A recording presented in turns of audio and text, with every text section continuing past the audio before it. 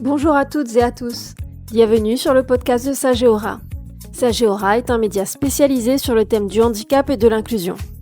Découvrez l'actualité des politiques publiques, les enjeux du système d'accompagnement et les évolutions en matière d'accessibilité universelle.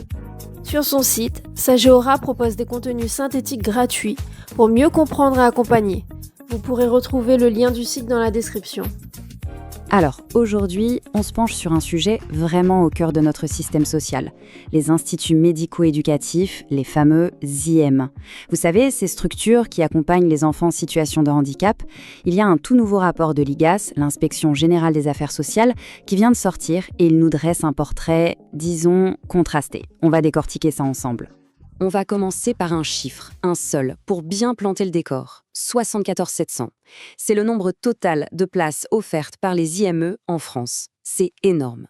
Ça vous donne tout de suite une idée de l'ampleur et de l'importance capitale de ces établissements dans le pays.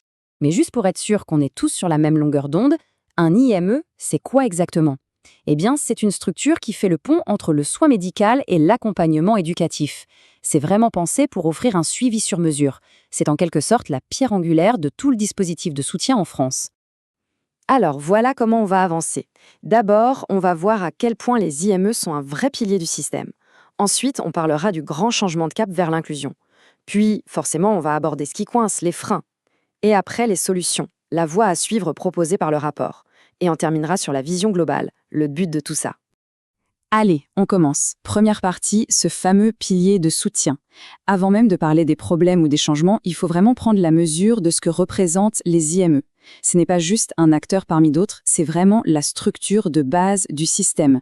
Et ce graphique, il est hyper parlant. Sur les 1380 établissements qui existent pour les jeunes en situation de handicap, regardez bien.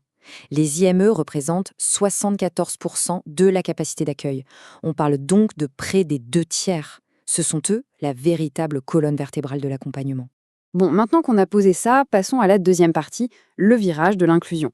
Parce que cette colonne vertébrale, justement, est en train de se transformer en profondeur. L'idée, c'est de changer complètement de paradigme. On veut passer d'institutions un peu à part à un modèle beaucoup plus intégré dans la société. Le but du jeu, il est là. C'est un changement de philosophie radical. On ne veut plus voir les IME comme des lieux fermés, mais plutôt comme des plateformes de ressources, des points d'appui qui vont intervenir directement là où l'enfant vit. À l'école, dans son club de sport, bref, dans son environnement de tous les jours. C'est une vraie révolution culturelle en fait. Forcément, qui dit révolution dit aussi résistance et difficulté. On arrive à notre troisième partie, les freins. Le rapport de l'IGAS ne mâche pas ses mots et il identifie plusieurs obstacles majeurs qui mettent une pression énorme sur tout le système. Ce n'est pas un seul problème, mais plutôt tout un écheveau de difficultés qui s'entremêlent.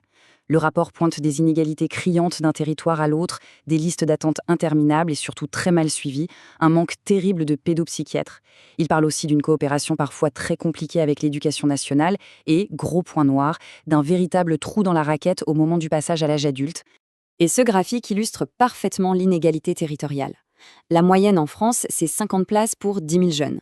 Mais regardez, certains départements sont bien en dessous, quand d'autres sont largement au-dessus.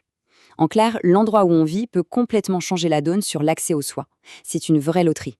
Et pour corser le tout, le public lui-même évolue. Les professionnels sur le terrain le voient tous les jours. Il y a une augmentation des situations de plus en plus complexes, comme les troubles du spectre autistique ou les déficiences intellectuelles sévères.